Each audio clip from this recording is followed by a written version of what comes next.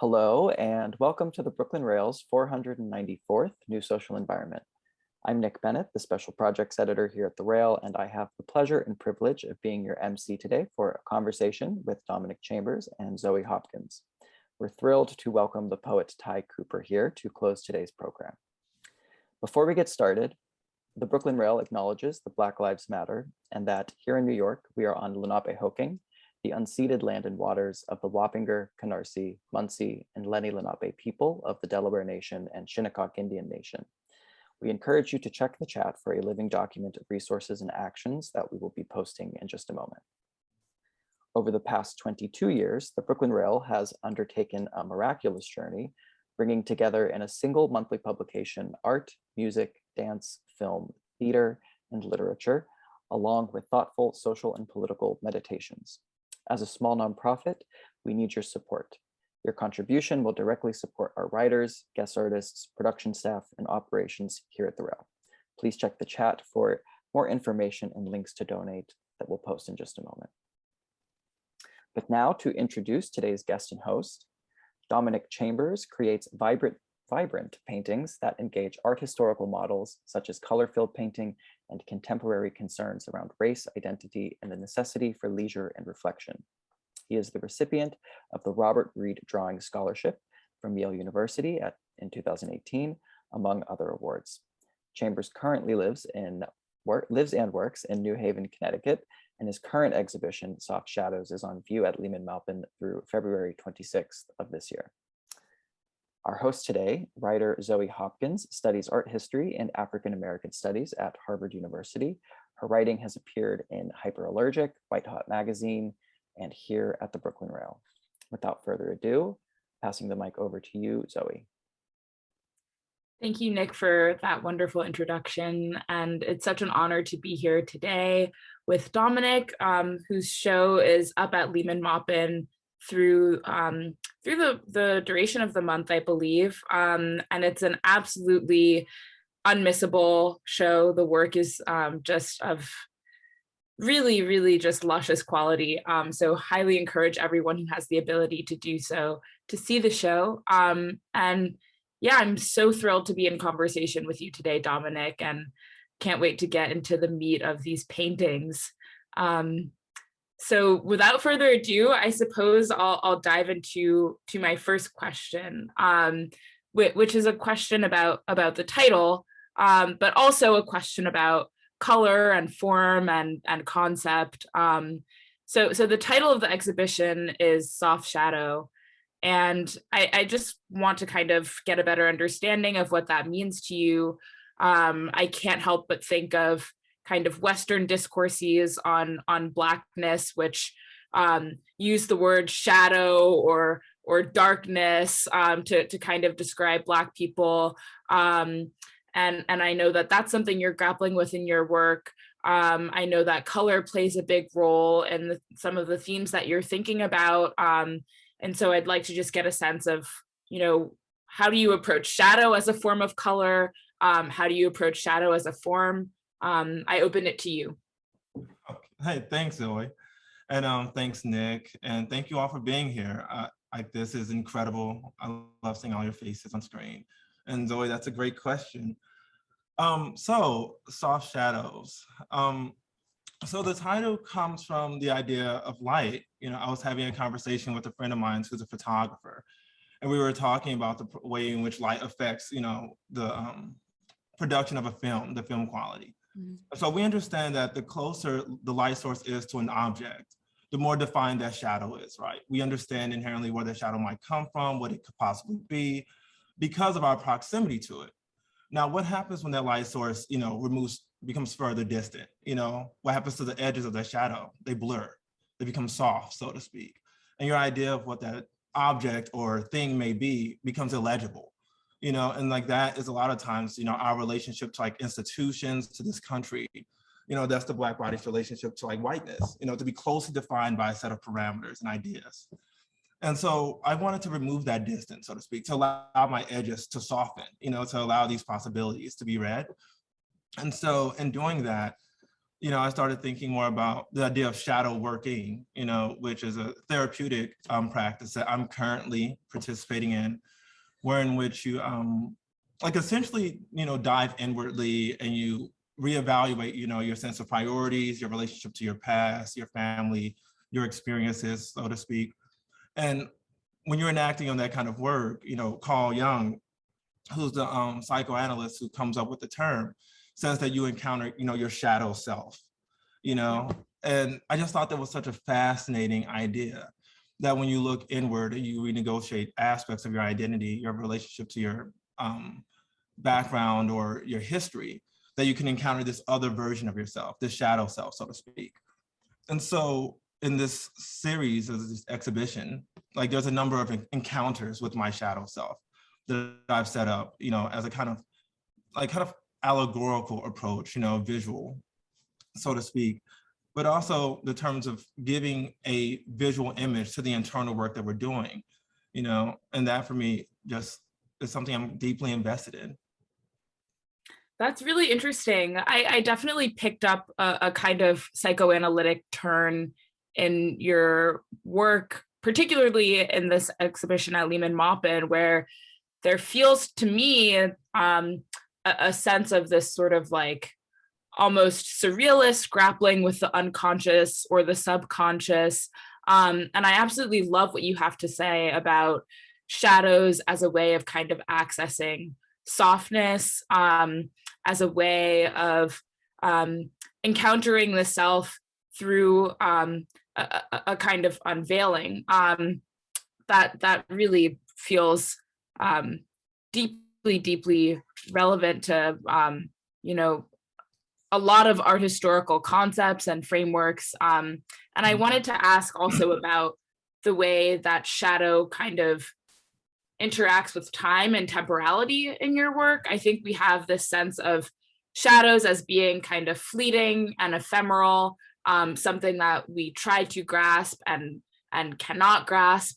And so I wanted to ask about the sense of time in your works, and also kind of how the figures in your works exist as sentient beings, as ephemeral beings, as beings that we're dreaming of, or beings in their own right who are corporeal and fully fleshed. Are they shadows or are they real, I guess is my question, and kind of where in time are they located? I love that question. And, it's a question that no one has directly posed to me in that way before. And I love it. And I hope I don't take up too much time with this answer, but I'm about to start rambling.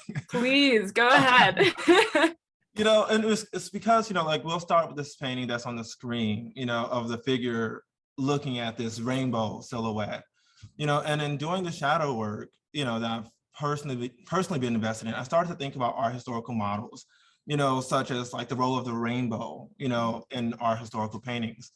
And thinking about the rainbow as something that is produced through light. It's a natural phenomenon, right? And then when I think about the softness of the shadow, what that provides for us is this illegibility, right? To reconsider both of those things. And so in doing shadow work, you strip yourself down, right? To the bare essentials of who you are, to your body, which is why that figure, which is my body, is completely nude. You'll see that it's the only body in that painting in the entire show that is without clothing, right? In which we're witnessing that body for what it is. But its encounter is with its shadow. And you'll notice that the shadow, as it's represented in that painting, is a rainbow, and it's meant to, in a way, speak to this idea that when you think about the shadow, you think about it under a certain context, under a set of circumstances. And these circumstances formulate your overall relationship to it, no matter what. And I want to tease that out a little bit more there. And this is why magical realism for me has always been so important. And that's why writers like Du Bois or Octavia Butler or Zora Neale Hurston have been so important to me. It's because they understood that sometimes the rational language fails you when you describe the complexity of your experiences, especially when you occupy the bodies that we have, like we as in, Black people, women, what have you, there's always a sense of a veil, to coin the term by Du Bois, that disrupts your ability to be realized in the fullness of who you are. And so back to the painting, you'll see that this is a painting of myself pulling up my shadow, right? And because of that, the shadow no longer is operating under the rational set of parameters that it ordinarily would. It's not black. Light is permeating through that image, permeating through that sense of shadow. And that's what summons the rainbow, And I started thinking about, the role of the rainbow in itself, as this natural phenomenon, but also a possibility for us to think about our shadows as not these dark, flat objects, but as these things filled with possibility, such as the prismatic colors that happen in the scheme of a rainbow. And then thinking about how the rainbow also functions as a bridge in some cultures, this idea that you can connect with the past and the present. And that to me was also really attractive if you were to talk about time, and a lot of shadow working is, seeking back into the internal, to revisit history, to meditate on history. And that for me has been hugely important. And I think for all of us really, considering the circumstances of this pandemic, where there's a sense of like pause, a perpetual pause that forces you to reconsider what it is that you want out of life or out of your relationship to it moving forward, But I'll end there before I continue. If you have any. No, that was amazing. You just brought up so much and offered so many rich points of entry for further discussion. I'm just kind of in awe and sitting in all that you just said. I love this idea of a shadow as containing color, as being this kind of prismatic entity from which color kind of opens up and expands itself, rather than something that is flat or contained, exactly. Or it's like assumed upon. Like we understand how they're meant to operate, their functionality, their attachment to a source. And that to me just like that's where the world of painting is so fascinating, because the impossible can happen. So in this entire image, there's a book actually called Haroon and the Sea of Stories. And in that book, Haroon is this character who goes to this fantastical world called the Sea of Stories to regain language for his father to write a story. And in doing so, on that journey, he encounters this shadow warrior. And this shadow warrior is like, his name is Mudra, and his shadow is attached to him only by the feet. Once it's attached from that body, it has a different characteristic entirely of its own. It has a personality, it has a presence, it's animated.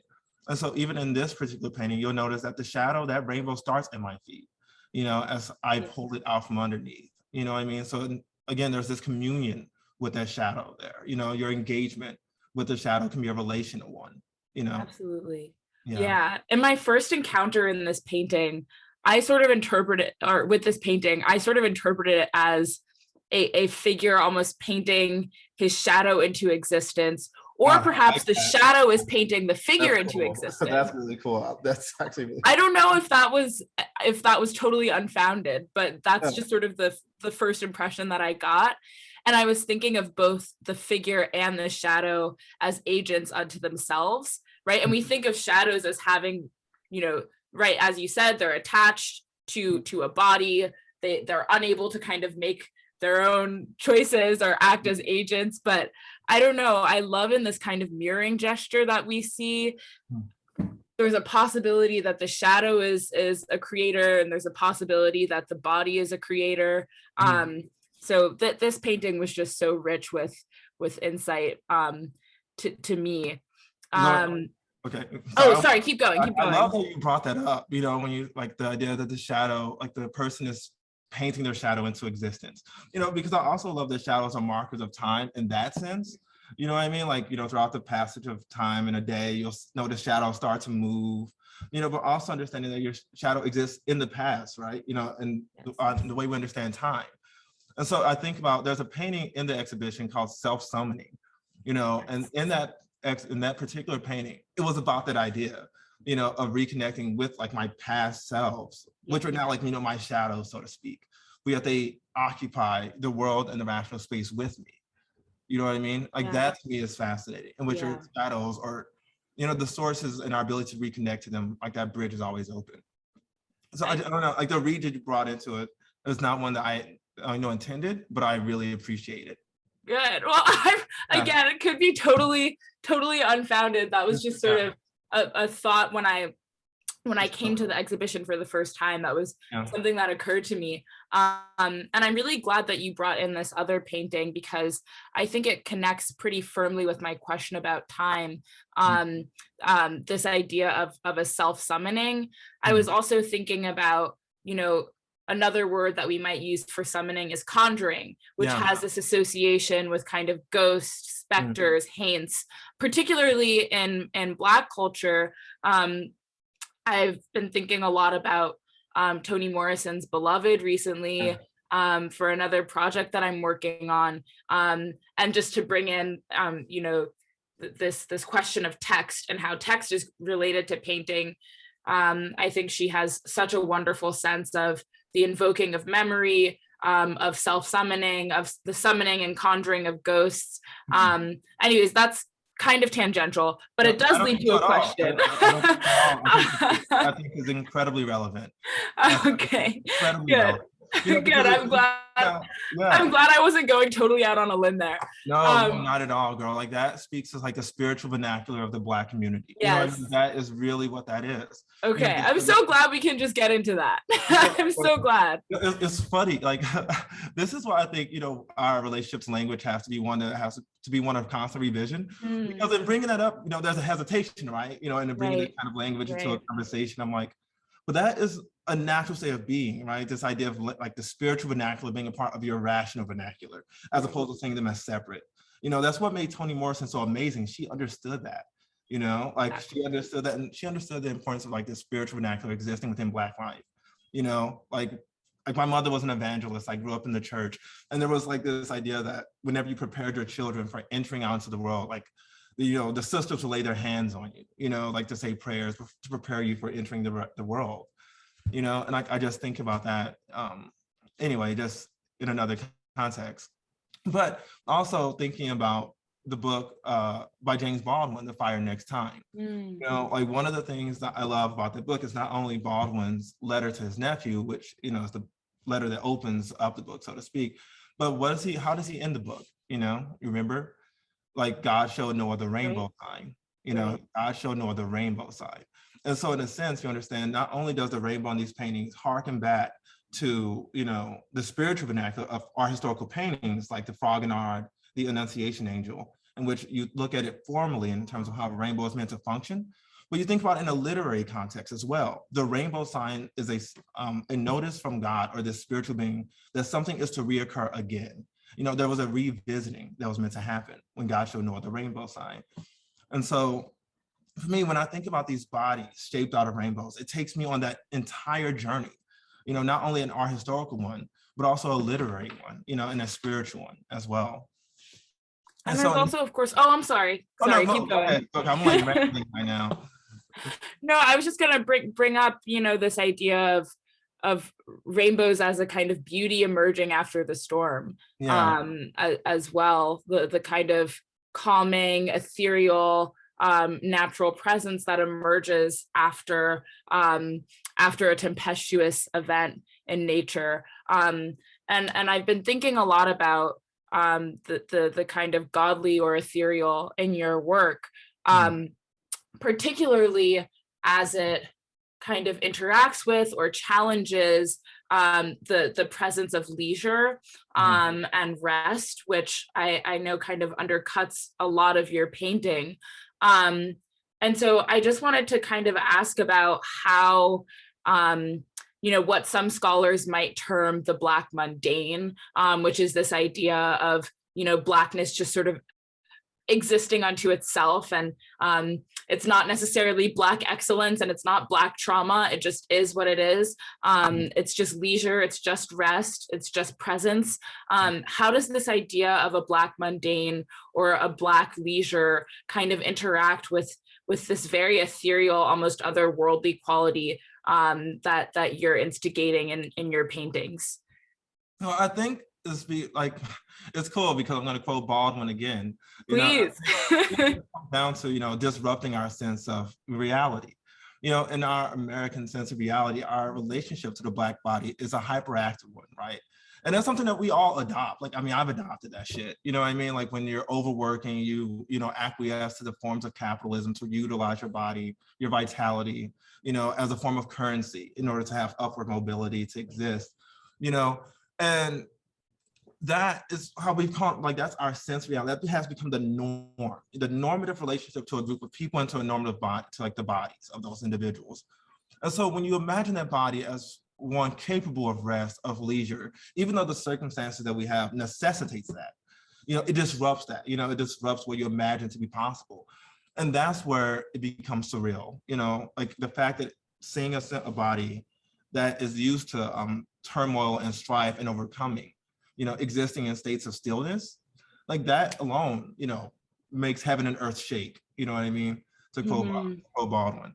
And that is something that I've always been interested in, because it's something that I can't locate within history, and oftentimes when I'm going through books, or I'm looking through film or through intellectual discourse, through lectures, it's extremely difficult to find an era in time in which the Black body wasn't rebelling, in which it was seeking out liberation or freedom.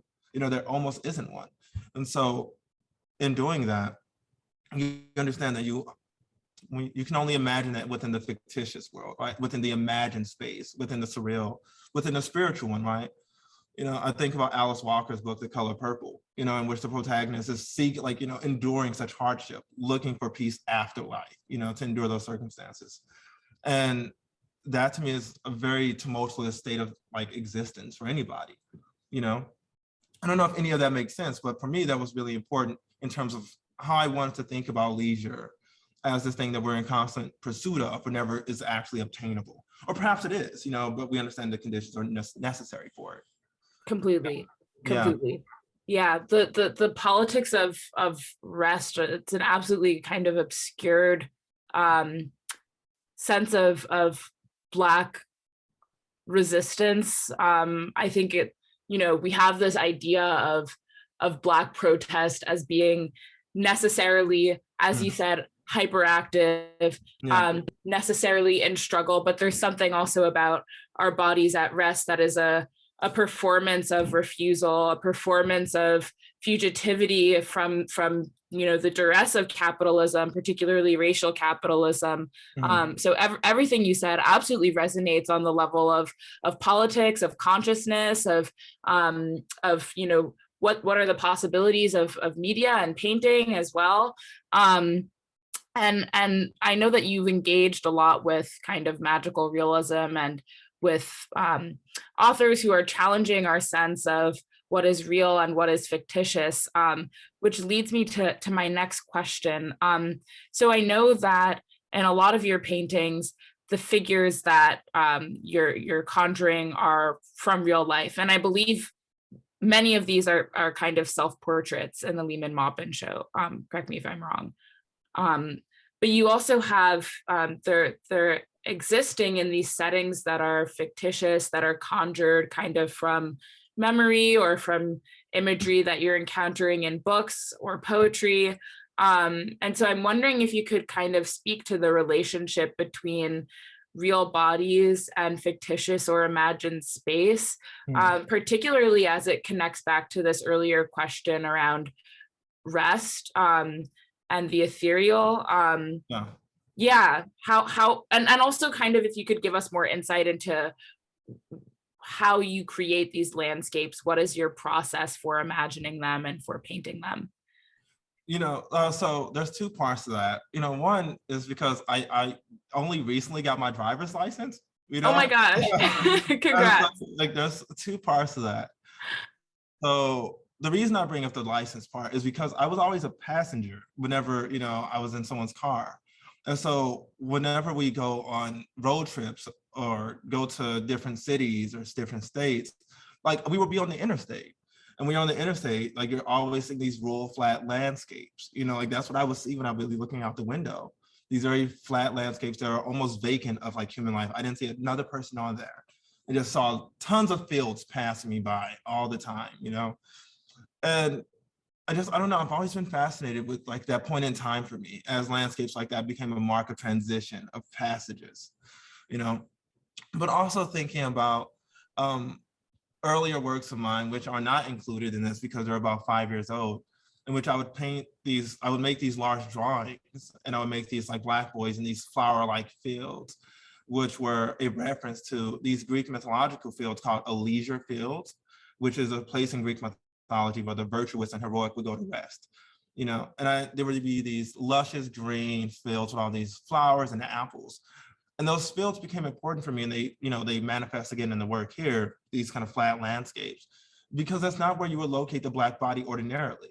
Like I'm someone from the north side of St. Louis, like everything around me in my sense of reality was all urban. It was all stone and architecture. Like that was my context, and whenever you saw a Black body in that context, it became impossible to divorce that body from those associations of that environment. But when you locate it in these landscapes, these lush green spaces, you can then start to think about and renegotiate your relationship to that body, and also the activity that that body is engaged in. When you think about the Black body in urban landscapes, there's always a sense of activity, a sense of its survival.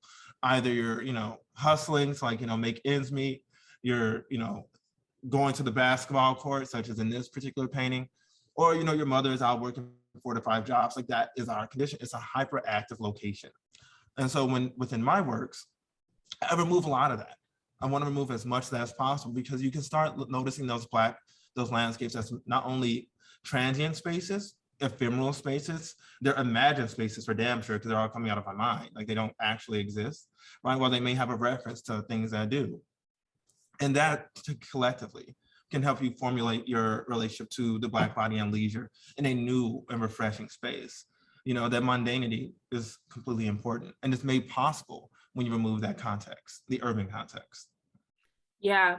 And I was thinking also about your works where there is kind of no sense of space, particularly shadow work chapters, which is included in the Lehman-Maupin show, where the only sense of setting is this kind of enveloping of books where the figure is ensconced in pages, and you kind of get this sense of them existing in a void of their own imagination, where they're kind of above a temporal space and have entered totally the domain of the mind, totally the domain of the fictive, and I really am totally I spent maybe 30 minutes just standing in awe in front of this work, and was curious about how you arrived at it, because it's a pretty marked departure from a lot of your other work, which does involve a perhaps more clearly articulated sense of setting and landscape. So just want to kind of hear how you arrived at this sense of setting or lack thereof. Oh no, totally. And so this painting utilizes what's called Tenebrism, and that's, for those who aren't familiar with our historical painting strategies, Tenebrism is a form of painting located in the Baroque period, which was essentially extreme lights and darks, very dramatic modes of painting. And so in this particular painting here, that's where the Blackness comes from, this dramatic, or what's called the spotlight effect. I love painting histories and I love painting strategies whenever I'm thinking about a certain idea or a certain process that I want to negotiate or develop. And so in the shadow work painting chapters, it has a close relation to a painting that I made in Art Basel, which were the original shadow work portraits, which had the flat black backgrounds and the hand of mine that was touching the shoulder. And so I wanted to think about my actual activity, as what I, in my active life, but thinking about it in the context of more art historical concerns. And for me, it was important to think about how can you marry these internal practices that you're engaged with larger, critical concerns within history. And, it harkens back again to Baldwin, as he once said that, you think your pain and your heartbreak, is unprecedented in the history of the world until you read. And so what we're encountered with here in this painting called Chapters is me seeking for a perspective through a number of books, and the closer I am to those books, the more legible my body is. But the further away from the books the body is, it dissolves into that blackness, it dissolves into the sense of tenebrism, that darkness. The spotlight effect, and the thing that's holding that body together is the sense of light and the rainbow that's wrapped around both its inner thigh and its shoulder. So again, the marking of transition, something supernatural occurring, but you can still locate it in the context of larger art historical concerns as well, because this subject is clearly doing inward work, like it's unbothered by our gaze or our assumption to understand or engage with it, and that for me was really important when turning away from, to engage with the text, to seek out perspective, but also locating the thing that I'm doing very firmly in the tradition that I'm taking a part in. Thank you for that answer. I mean, it just opens up so much. Like we were talking earlier about this idea of being painted into existence. Yeah. And here it's almost like the figure is reading himself into existence, or rather, this is a self-portrait. So in some sense, it's you are reading yourself into existence, or being read into existence, and kind of imagining your own corporeality through, your encounter with the written word and with the page. And also you brought up this word interiority, which is something that has been on my mind in relation to your paintings a lot. We hear this phrase so often invoked, the Black interior. It's like thrown around like everywhere, and I'm like, what does this mean? What is this word, or what does this phrase mean? But I mean, I think as hackneyed as it is, I think it might offer, an interesting kind of point of departure for some provocations here. And I bring it up because there is often this kind of idea that the Black interior is related to a kind of like this kind of indescribable sense of this indescribable ontology, this kind of like sub / unconscious that we cannot access, or that other bodies and other minds cannot access. And I'm interested here in the position that your figures are in relative to the viewer, wherein in each of the paintings, figures are looking away from the viewer. And I know there's a history in your work of, you employ wash sometimes and kind of paint over the figures so as to create a barrier or again, a veil between the figures and the viewers. And so I'm wondering about this meeting between the interior and the exterior, wherein there's this kind of like deep sense of intimacy in your paintings, where the viewer is invited almost into the dreams or into the subconsciousness of the figures that you're painting.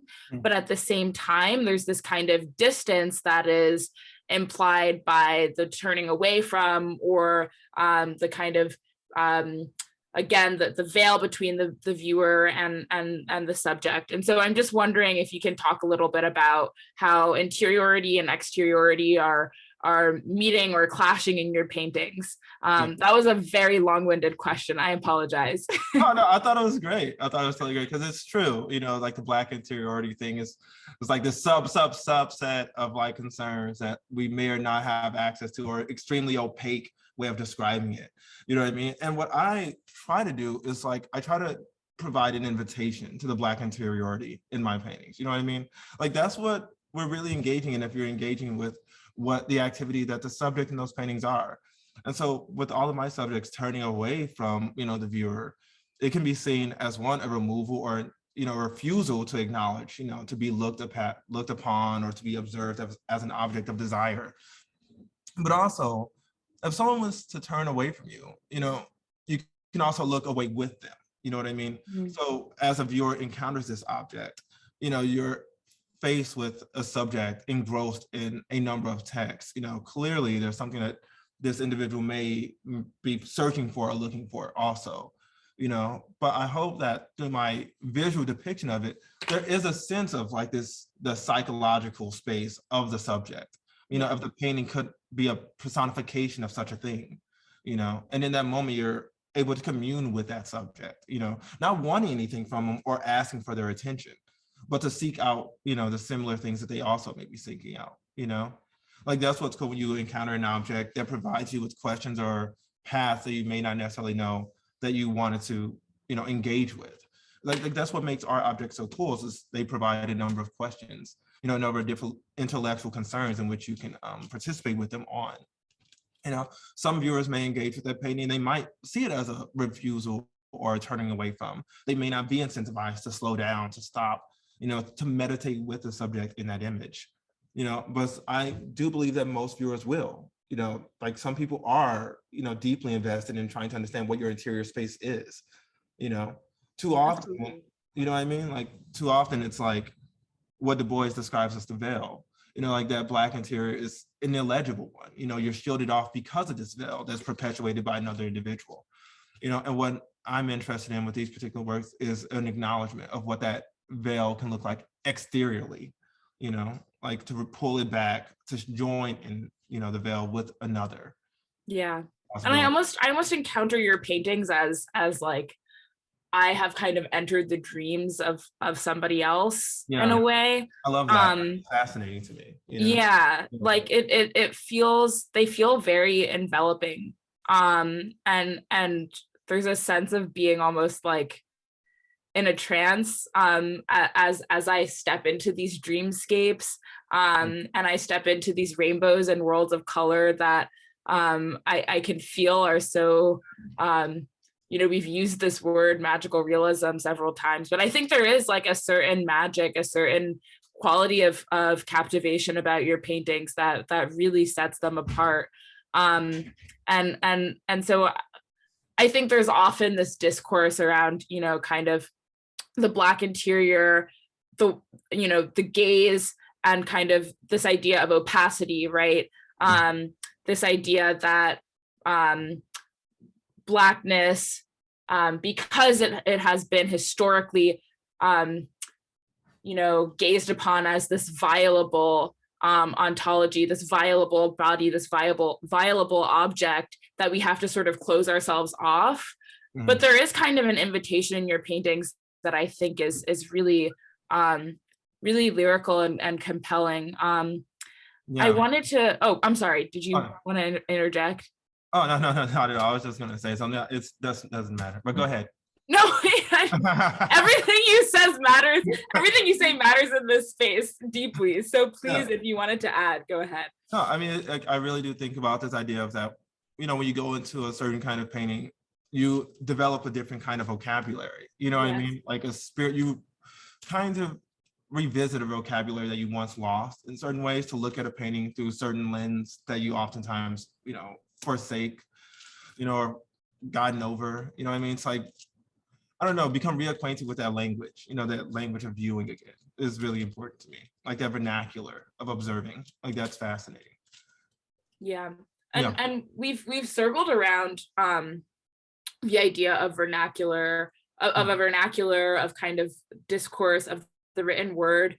We've talked about it quite a bit, but I just want to ask kind of point blank, how did you, I know that you yourself are a writer as well, and I wanted to ask kind of, how do you marry the written with the visual as an artist, as you're kind of in your creative process? How do the two come together? What do you find are the limitations of translating the written into the visual, or vice versa?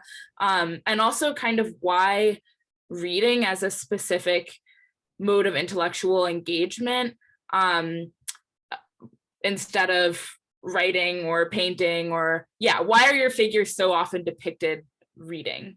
Okay, so I'll try to get to a number of those. So to the first point, I think that, well, one, reading just helps you get over yourself. You know, like it really does just help you get over yourself, simply put, you know what I mean?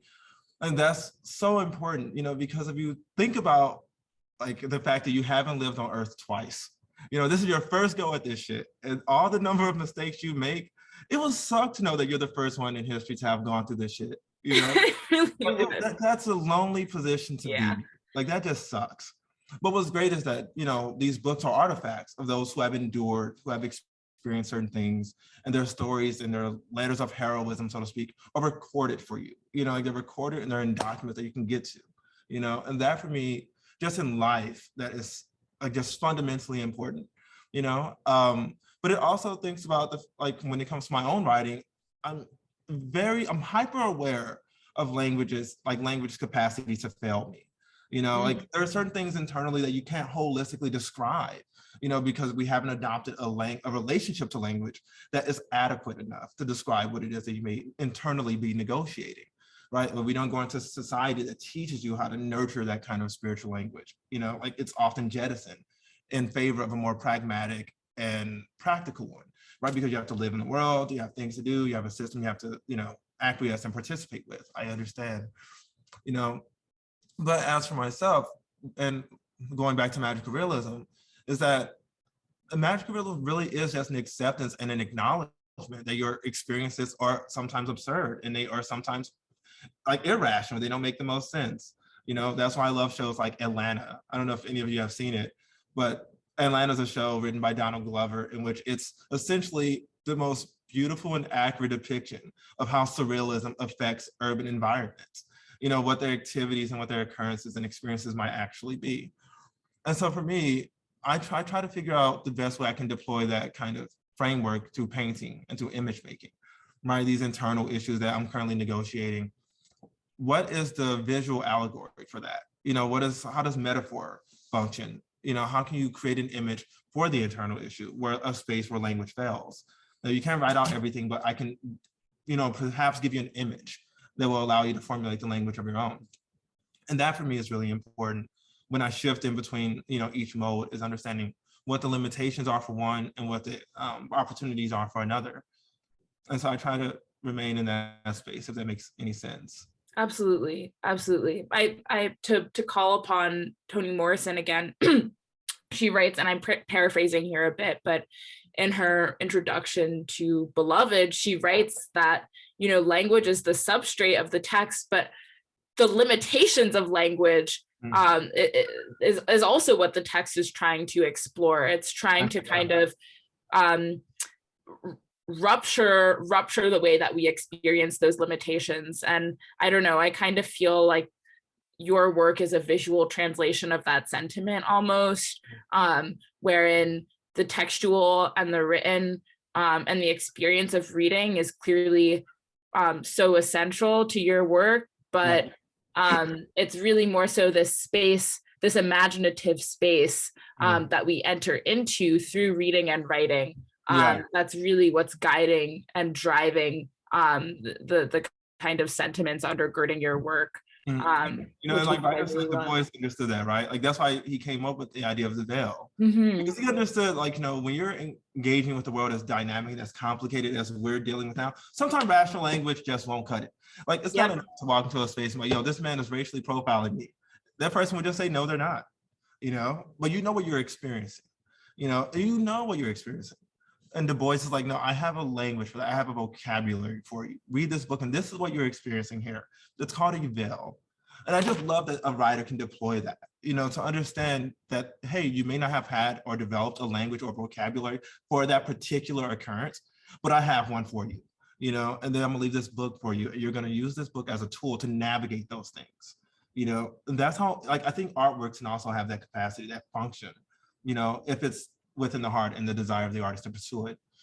Exactly. But I know you wanted to get to the basketball court painting. I know you had a question. To the what thing? The basketball court? Oh yeah, I did have a question about that. Oh my God, so long ago. Our conversation has just taken me so many places that I totally forgot that I wanted to ask about that. But yeah, I was wondering about that painting, Fairground Park, because it's the only one in the suite of 4 paintings at Lehman-Maupin that excludes figures. And I mean, honestly, most of the works that I've encountered in previous exhibitions, in reading about you, most of them include figures. And so I'm just wondering what kind of motivated the absence of figures here, or is there kind of a spectral presence maybe that is animating the painting? And just how it operates in dialogue with the other figurative works. It's funny, there is a figure in that painting, you just can't see it. Oh my God. What? It's look, if you look at the house, there's like a little light coming from behind it, and that's because I'm in my room. You know, it's like a little joke, so to speak. It's a little joke. How yeah, did I miss that? yeah, it's like there's activity there. It's just my room in the back. Wow. But no, so Fairground Park, it's a painting that I kind of came to making and doing the shadow working, right? So shadow working is a reevaluation of like your past, the internal, the unconscious materials of yourself. Then oftentimes it requires you to look at the environments that you have participated with and these environments that have potentially impacted you. Like for all of us, our relationship to landscape, our relationship to certain environments greatly define our relationship to the environments that we occupy today, whether it be, to transitioning to jobs, escapism, through marking stages of transitions through institutions and academia. Fairground Park is located in the north side of St. Louis, and Fairground Park, like many parts of St. Louis, is occupied by certain gangs. So Fairground Park was, the basketball court is located inside of Fairground Park, which is mostly occupied by a gang of Crips. And my family was from Walnut Park, which is occupied by mostly by Bloods. And so I became interested in the activities that took place on the basketball court. The basketball court, in a lot of ways, was an arena for masculinity. Parents would cross the street, take their kids there, and they would participate with young men, older men, and that would be the space, and like those would be formative experiences for them. Mm-hmm. And the basketball court for those kids in that environment represented so much. It was a gatekeeping, it was a bridge to a better life. It was ability to shape shift, to become the next LeBron James, to imagine yourself as, capable of achieving more than your current circumstances allow you to, but also understanding that the basketball court is an arena, it is an arena, and that arena extends beyond itself and into the environment in which it occupies. There are certain men who participate on that basketball court and they never leave it. Certain people, like some moments of violence, are also enacted on that basketball court. And so that's why the lines of that basketball court, that outline its arena, the two teams being opposed to one another, is a rainbow. It's the idea that something supernatural could occur on that pavement, on that ground. You can transition and you could become the next LeBron James, you could. Or you can end up losing your life, which has happened to certain kids in that environment. I know for myself, I had a very tumultuous relationship to that basketball court, as it, there was an experience I will not forget, basically, long story short. But it was for me a point of meditation, understanding of what the basketball court represents, what the arena represents, and how oftentimes the environments in which these seemingly childlike playgrounds occupy has a larger arena within itself, and that's what really fascinated me about it. And that photograph, like the image itself is actually taken from my sister's house. And so my sister's house in St. Louis is directly across the street from that basketball court, which is located in a larger Fairground Park, where a lot of activity happens. And so I was just meditating on that as someone who has had, I've had a lot of different relationships with parks, from sleeping in them, from playing in them, from being rejected from playing basketball because my 3-point shots are terrible and I can't dribble to save my life. It's all those things in which you negotiate that, especially as someone who's oftentimes on the outside. You watch, you observe, you study. Yep. Yeah. Yeah. I'm also thinking there's so much here. I mean, there's a connection again to this idea of leisure, right? Where sports are in some ways a form of leisure and relaxation and a way of being in community with one another, but also under the rubric of American capitalism for Black people, it's been translated into this arena of hypervisibility and spectacle, and, in a way, like not really owning your own body. It's, the owners of the team, the managers, and it's the public who own your body in some ways.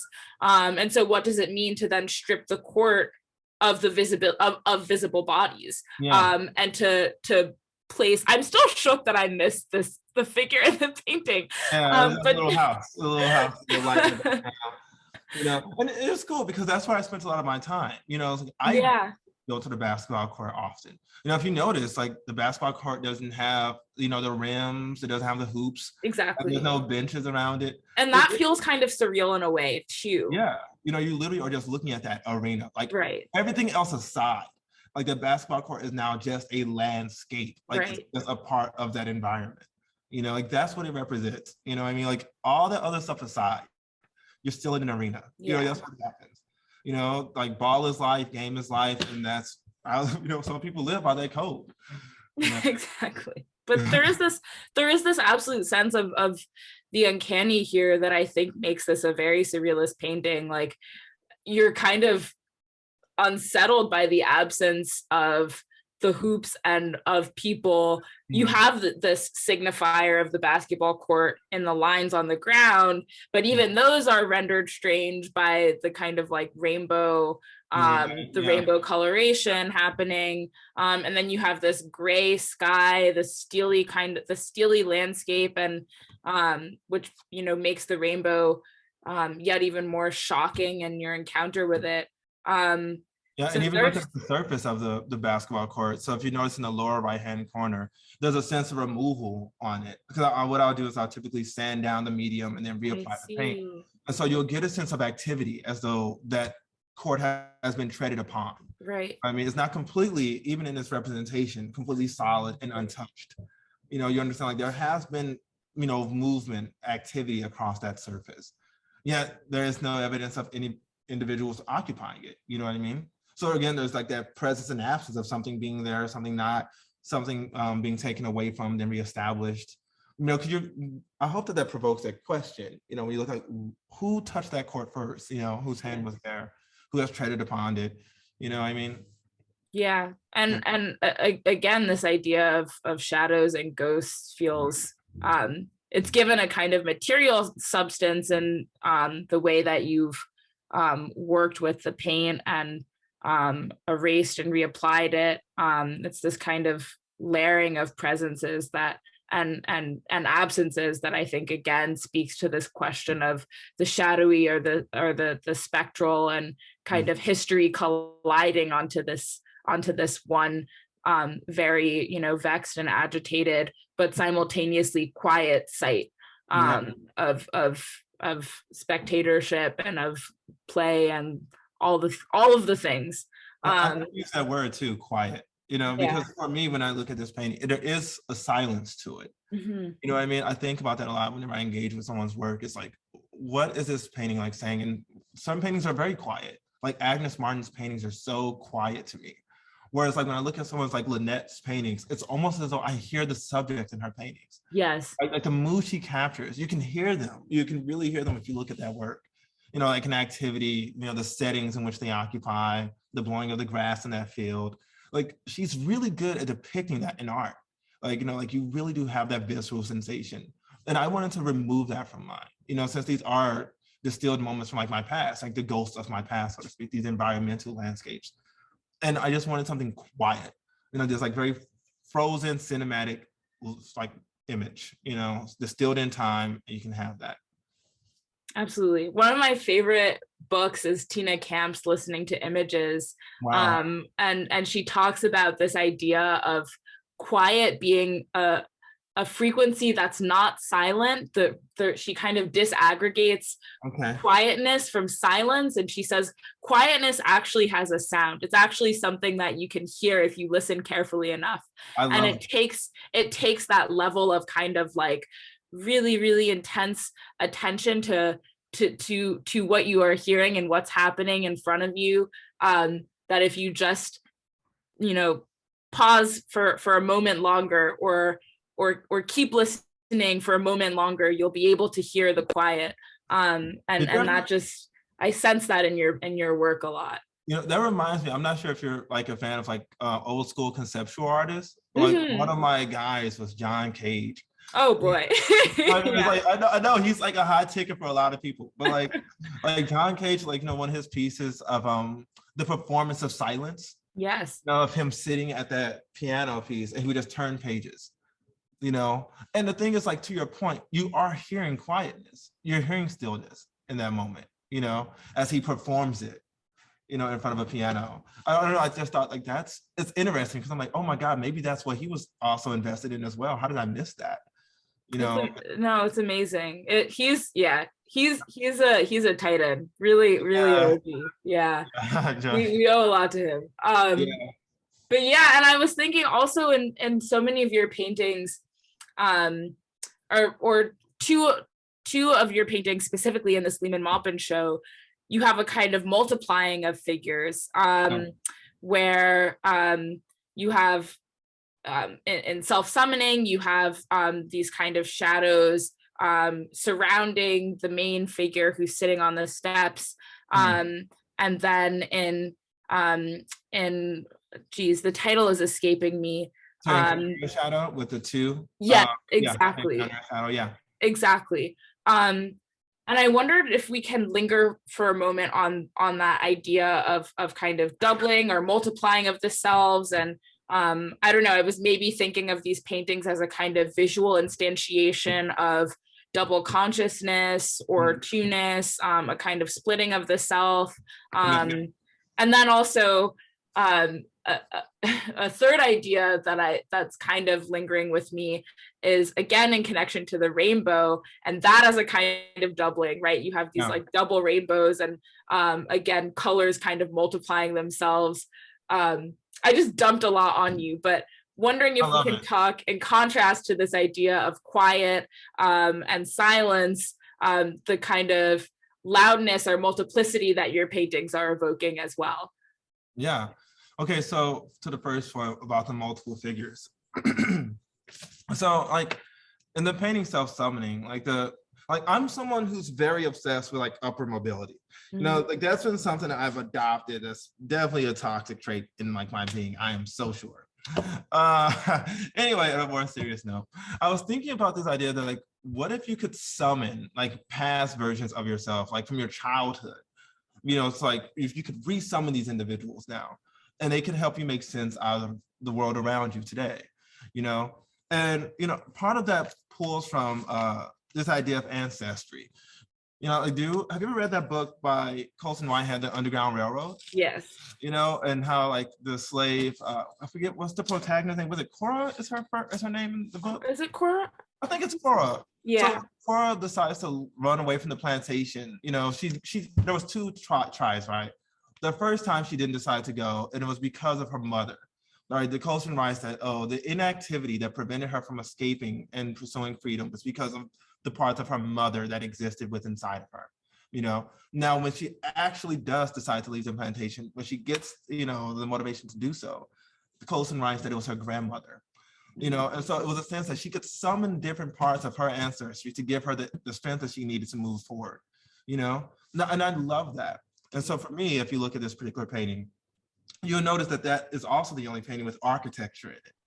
There was a staircase. There was a staircase in the image, in which I stopped. The staircase is meant to represent that upward mobility. But what happens? Like one foot is planted on the ground, another in the middle of the stairs.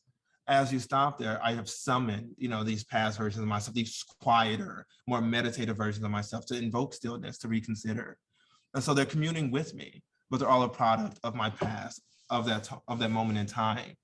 So one is overlooking, looking over my shoulder. One is sitting down with me, actively reading a book. And if you notice, like that book is actually solid, yes. in its hand, but it's a spiritual figure, you know what I mean? And so it's meant to point out to the idea that like, despite when you grow up, certain things remain the same. A book for me has always been a constant thing, or my desire to have one, to seek out information or to seek out knowledge, but you're also faced with this quieter sense of time here. When you look at the cranium of the subject in the painting, you'll notice it's completely soft, it's covered in fog, it's covered in all these things, which is also to evoke this sense of like stillness, like this idea that you are now halted in time. And there's a sense of renegotiation that is occurring within that moment. You know what I mean? And that for me was really important overall when creating those images, and also to highlight the luminosity of that book. The book is the brightest thing in that painting, right. But and somewhat central. And somewhat central, Right. There's no text in it, but it's an illuminating object, within the book. within the painting, my bad. But it's also like within the book, within the painting. And it's really meant to be this kind of like allegory for how, your sense of time can be obscure and your narratives can be incomplete, right? They can be rewritten, so to speak. And so the book, in a sense, becomes the portrait of the subject in the image, as it is the thing that we're confronted with, not the turning away from the subject's portrait. You're revealing so much. You just totally, wow, just totally expanded my understanding of. If you look at his hands are the painting, not the head. Like his hands have weight to them. Wow. Not the head. Absolutely. Yeah. Absolutely. Wow.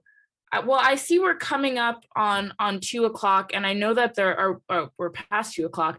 I know that there are so many questions in the chat, and I don't want to rob the audience of time for Q&A, but is there anything, Dominic, that you want to add before we move on to Q&A from the audience? First of all, I appreciate all the questions, and I appreciate anyone in the artists have stuck through to the end of this conversation. It makes me feel great that the conversation has been thought-provoking. So I appreciate all of you for being in attendance.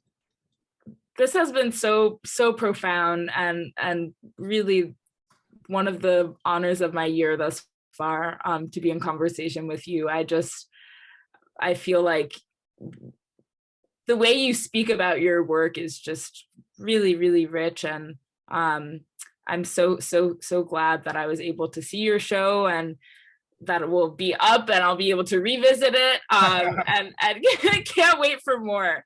You're gonna start with a magnifying glass, start looking for shit. Yeah, exactly. I need to come back with some infrastructure. But seriously, thank you so much, Dominic, for this wonderful conversation. I really appreciate it, and I'll leave it to the audience for more questions. Oh man, thank you. Hi, Sam. Well, I just quickly want to say thank you to both of you. It's been a privilege to listen to you both talk. Thank you, Dominic, for, of course, the work, and Zoe for eliciting these answers from Dominic. Yeah, we have quite a few questions. We're going to jump right into it. First, I'm going to pass the mic over to our friend G.E. Schwartz. G.E., you should be able to turn on your mic now. Thank you so much, Nick, and thank you, Zoe, and of course, Dominic. I'd love to see a course taught in shadow work through your work. I mean, Jungian, stuff right there. But my question was this wondrous work seems to make direct reference to various iconic paintings across history. Can you talk a little bit about your choices in which you appear to be like reanimating or conjuring up some of the famous images and remaking them and shaping them and taking them forward to say new things? Yeah, so in this particular body of work in the exhibition, there aren't any art historical iconography in those particular paintings per se, in terms of like referencing like the Entombment of Christ by Caravaggio in a particular work. I'm not doing that per se, but I am embodying certain strategies. Like when I look at the Baroque period or I look at the Rococo, I'm really fascinated in the strategies that the painters deployed in that time to convey a certain message or an image or an idea. Like that for me is really important, is to understand why those strategies were used. How can I deploy them under the circumstances that I exist today? And that's why Tenebrism was really fascinating for me as someone who switched up his palette from a red, blue, and yellow, very vibrant and highly chromatic palette to something a bit more distilled. And so when you recognize that your palette is changing, your approach to painting is also changing. Where in art history can you look to seek out information for how other artists and painters have solved the problem utilizing those same tools? And so the spotlight effect that Tenebrism provided to me seemed provocative. I'm like, I want to embody that idea. How can I deploy that within my image? And how can it be used to enhance the kind of themes and ideas or my concerns? Like I'm not painting like Caravaggio. I don't want to glaze like him. I don't want to paint bodies the way that he does. But I am fascinated with the certain strategies he deployed. And I try to do that under the circumstances that I live today. Thank you so very much. Thank you. Thank you. Thank you for the question. Thank you, GE. Thank you, Dominic. Next, I'm going to pass the mic over to the Rail's own Charlie Schultz. Thanks, Nick. Thanks, Dominic. Thanks, Zoe, for this very, very stimulating conversation. My question, Dominic, is very simple, but it's one of those simple questions that has so many different avenues you could take it. You've spoken a bit about W.E.B. Du Bois being such a profound influence on you, and I was just curious if you could talk about some other artists or writers who have had such an effect on your work and your thinking. Oh my God, for sure. I mean, how much time you got? I'm like, really, it's like, I mean, I could definitely, like, for sure, Junot Diaz is a huge one for me. He wrote The Brief Wondrous Life of Oscar Wilde, which is a huge book for me as a person, as just in my life. It was actually given to me by a professor. Like a lot of the books that stuff with me have been given to me by teachers. Octavia Butler is another one, like her book Kindred, like the Black woman's relationship to time traveling, you know, the body's relationship to like shifting in and out of certain conditions spontaneously. Like, I just love ideas like that. Because what those writers did, you know, Zora Neale Hurston is another great one. Like I return to The Eyes of Watching God at least once or twice a year. I just love reading about it. You know, Toni Morrison's Beloved is also a really good one. But what all those writers have in common for me is that they really do describe, you know, this kind of like fantastical or spiritual relationship to, you know, existing, you know, that we undertake and we have. And that for me is something I try to embody in art, you know, because those, like that relationship to like existing, the relationship to language has been one that I have found informed both my artistic life and my personal one. And so while I may be limited, like I can definitely not write like Toni Morrison, but I can empathize with her. You know what I mean? And like the tools that she's given me has remained important to like my work and to the way I try to approach my studio practice. Well, amazing. Wait, Charlie, I just wanted to make sure. Oh, there you yes, I was just trying to unmute and I wanted to say thank you. That was really awesome. I wrote down a whole bunch of things there to think about more myself.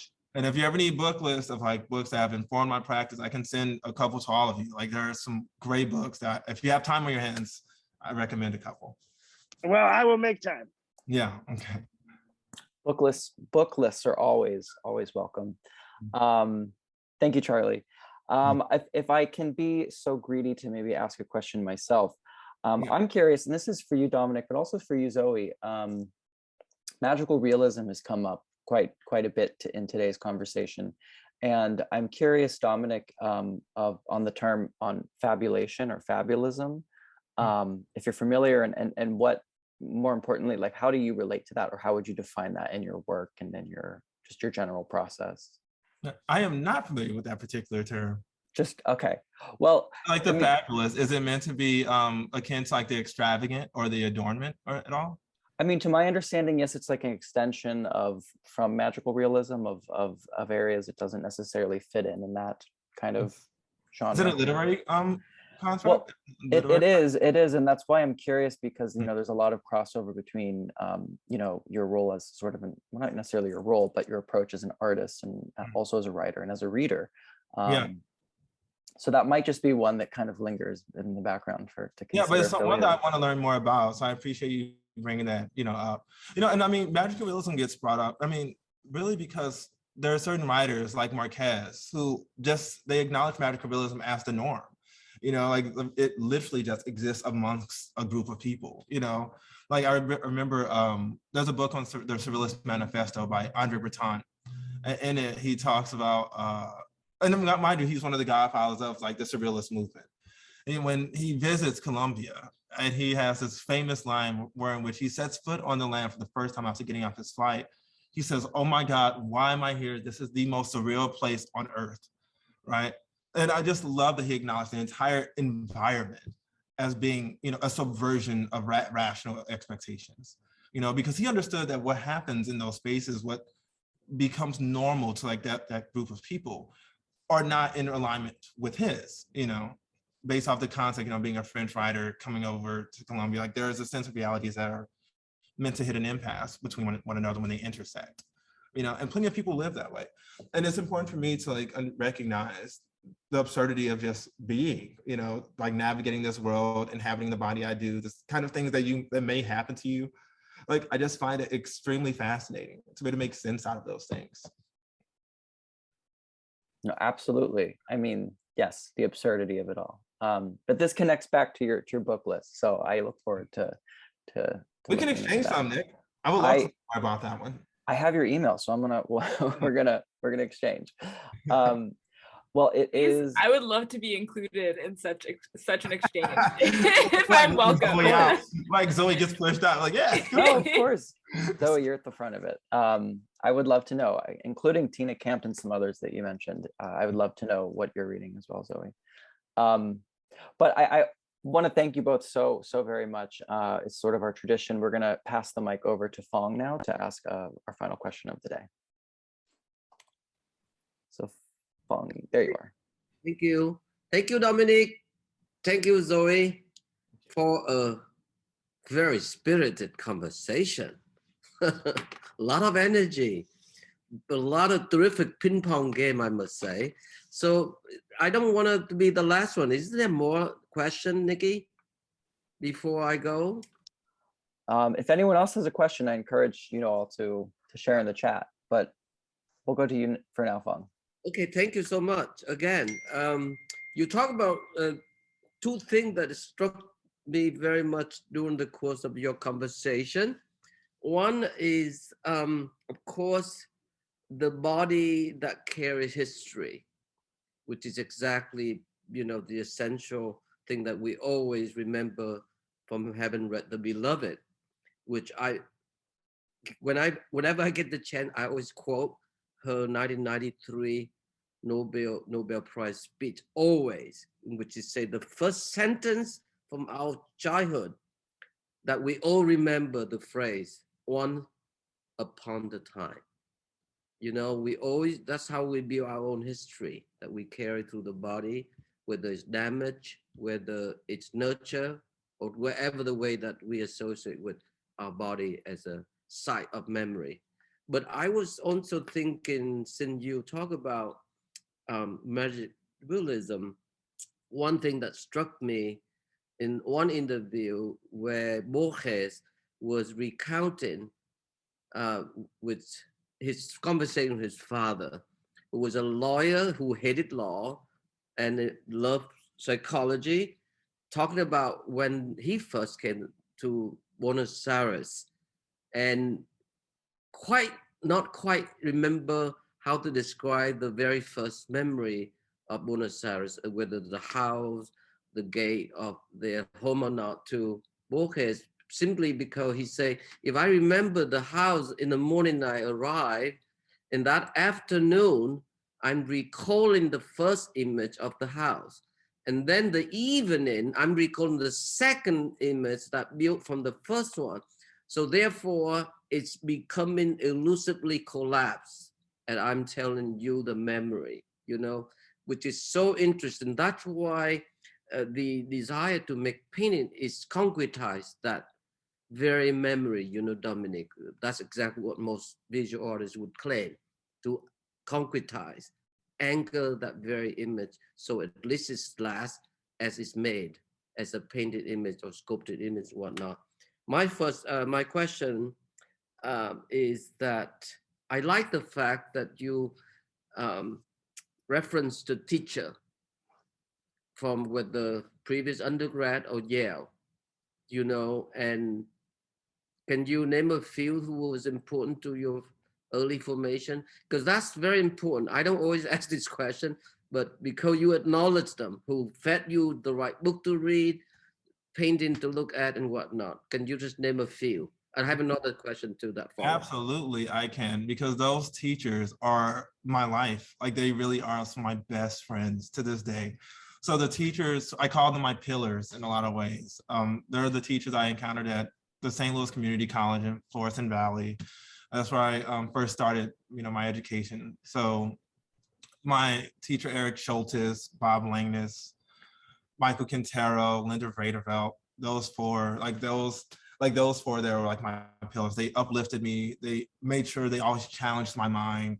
They understood where I came from and what I needed, and understood that I was willing to do what was necessary to achieve certain goals. And that's one of the great things about your teachers, especially at a community college level, is that these individuals become, your foundation, so to speak, to help you move and to, climb up the ladder, so to speak. And also one of my influential teachers is actually on this call, Samuel Messer. He was the associate dean of Yale, and he's responsible actually for introducing me to the book, The Brief Wondrous Life of Oscar Wilde. And these books these teachers give me, I remember the moment they give those books to me as clear as day. I was sitting on the floor in my studio during the Yale Norfolk residency. And we're just having a conversation. And it was in the wake of my mother's passing.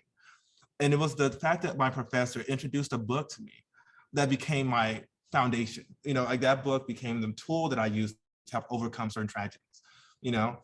And that's, I don't know, I owe my teachers a lot. And so I try to keep them very close to me in any capacity that I can. So Phong, I'm happy that you brought that up. And I think that not enough people highlight the impact that their teachers have made on their lives. Well, you know, America also have tendency to kill the father or the mother figure. Yeah. In order to climb the ladder. Mm-hmm. So I'm glad you climbed the ladder of knowledge, not the ladder of murdering Joe.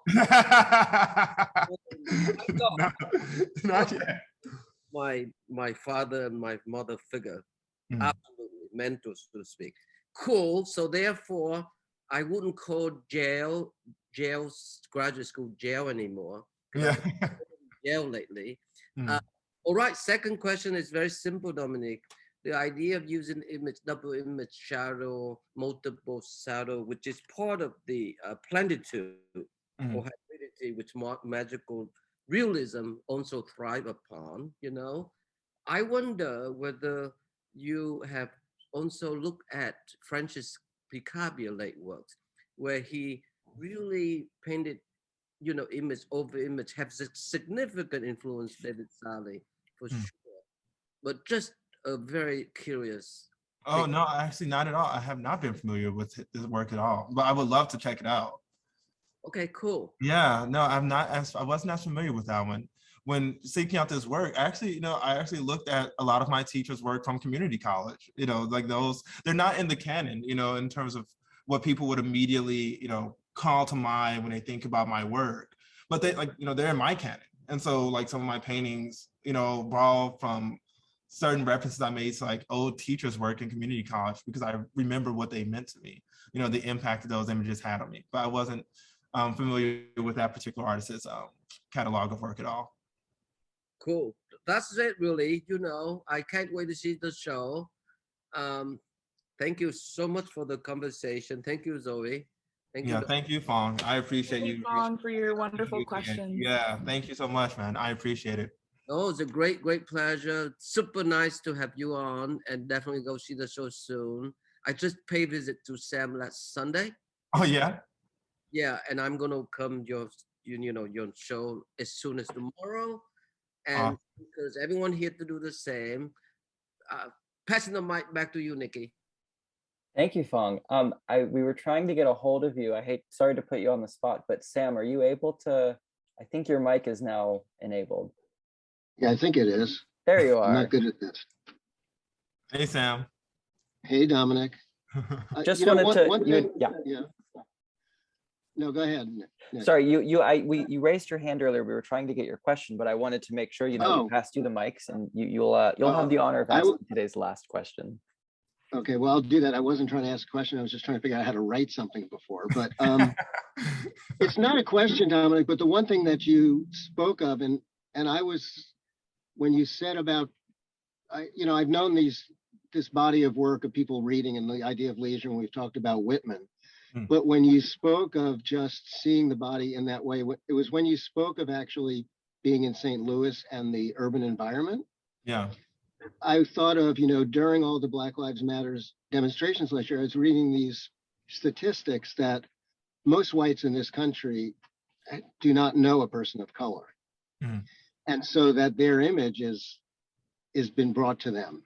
Yeah. And so you're reusing that idea of, because like de Kooning, we talked about this. De Kooning came to America when he read that line in Whitman. Yeah. Because he couldn't imagine that space. So that space, I think that you're harboring, and then you have all this other, this other language around, is really a way, that's you in a sense. Yeah. That was you in Norfolk out in the grass reading. Yeah. So I don't know. I just, what's your, you think about, and you wanted that quote from Whitman. So can you just speak to that, and we can end it on Whitman? So the quote he's talking about from Whitman is, I leaf and loath at my ease, observing a spear of summer glass. It's taken from his book, Leaves of Grass. Sam has the first edition. I have the later editions. I'm not as fancy, but we bonded over that quite a bit, you know, like going through escapism, hopping in the river, and then coming out and observing a spear of summer glass, you know, in the language that that Whitman describes.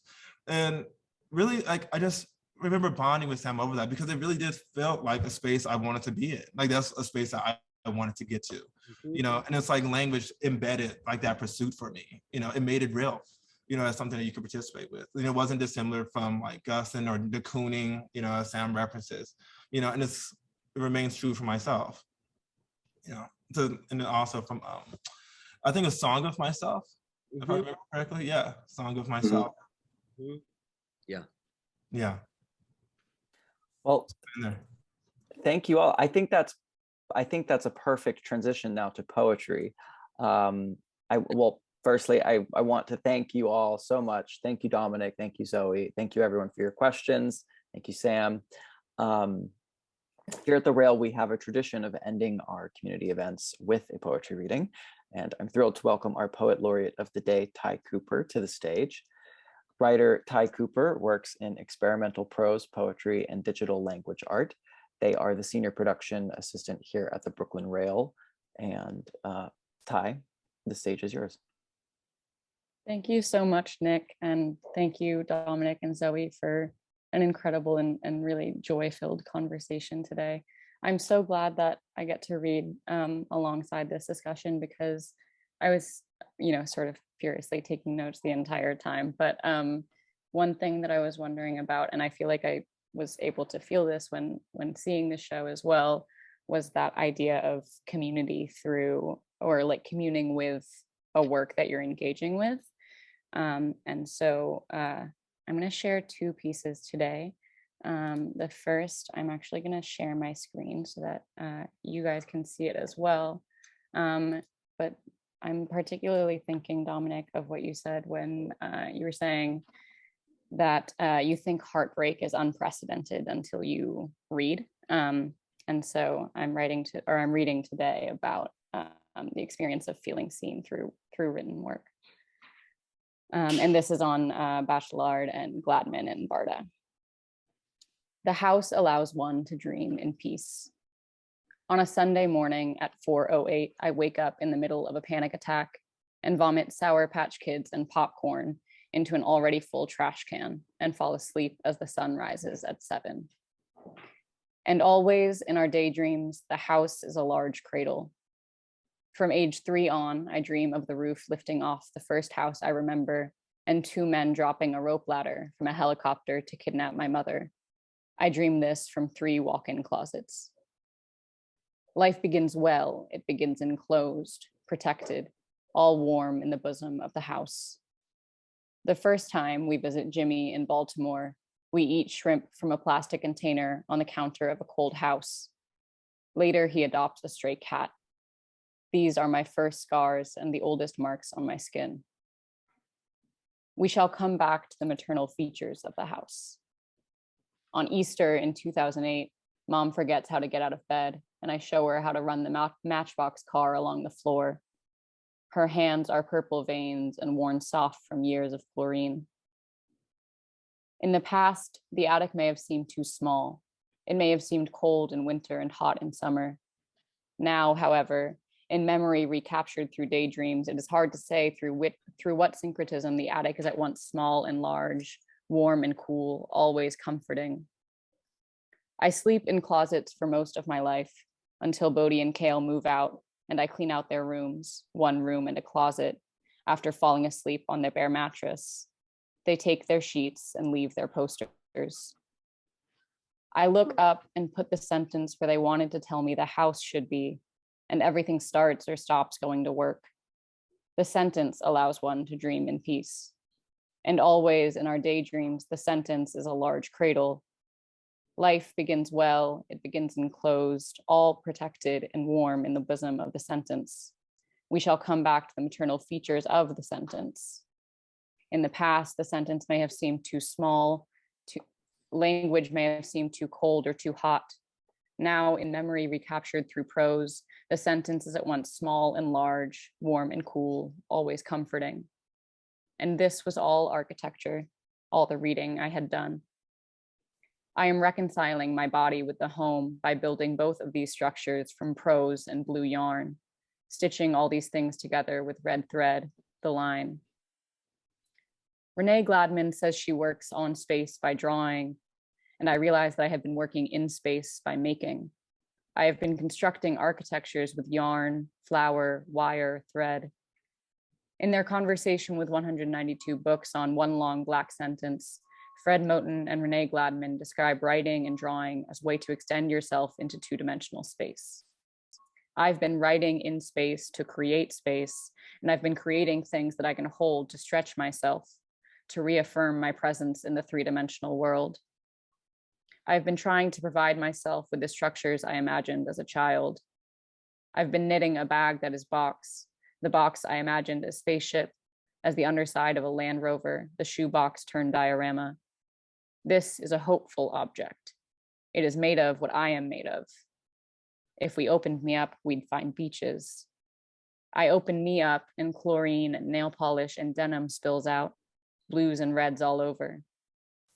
When I am 19, I can't remember anything that belongs only to me, and I tell myself I have been on this train for hours, and I hold these words close to me until they become me, and I put them everywhere, rearranging them to fit. I grabbed a book to hold up the city, the barn, the balcony, and this was reading, and this was writing, and this was sewing. I knit myself a train, and I may be on it forever. So that's that's me on The Poetics of Space by Gaston Bachelard. And I have one short piece to read. This is called A Nausea in 4 Acts. First act.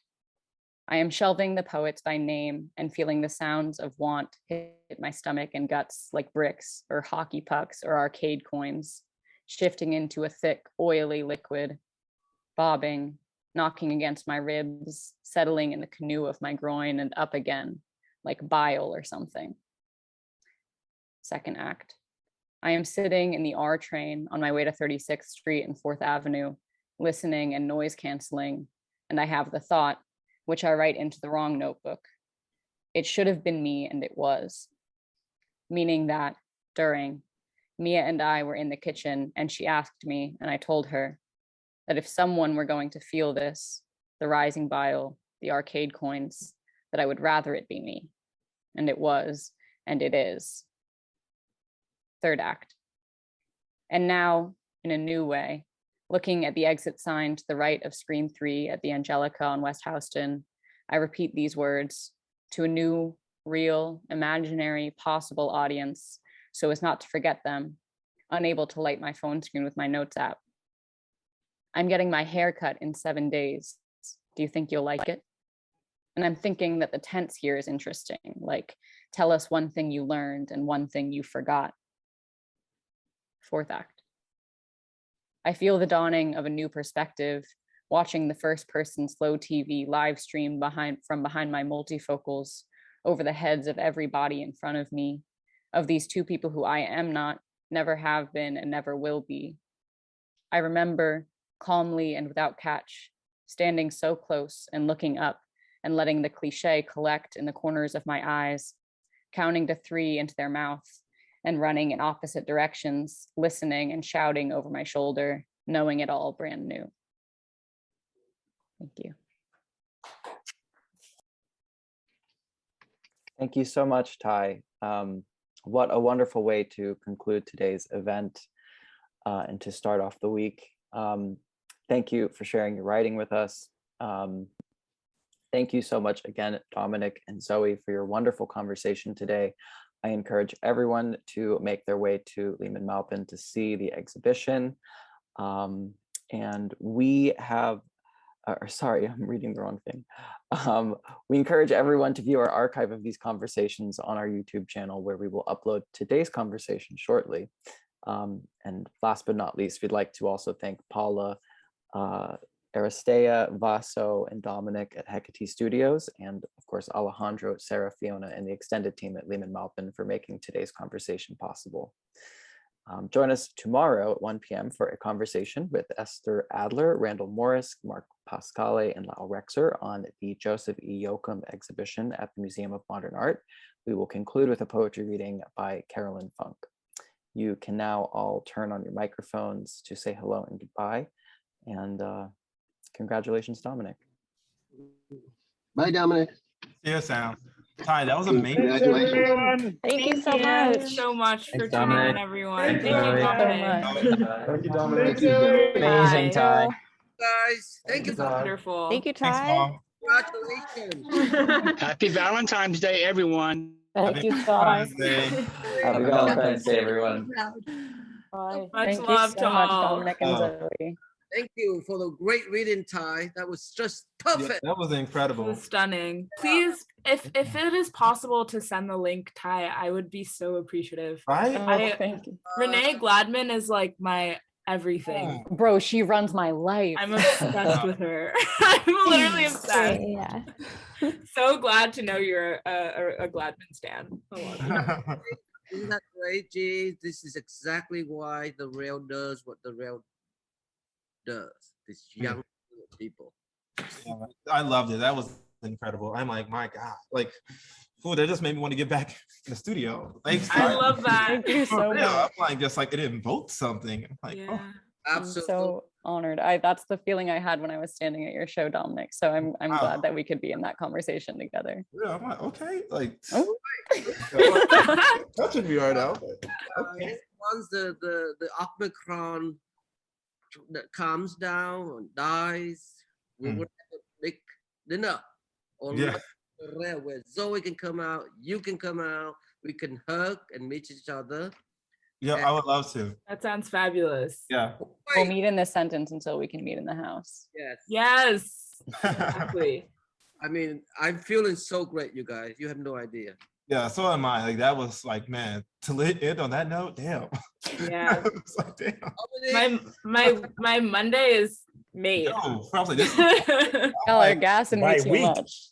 Yeah, They're gonna for have to real. like beat me up over here. Yeah, I'm feeling like my day is like, oh my gosh, the weekend. I'm feeling good after that. Yeah. Yeah. Okay. So Yeah.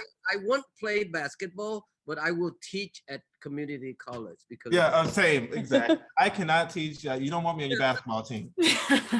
You don't. You lose. I work with you in the classroom.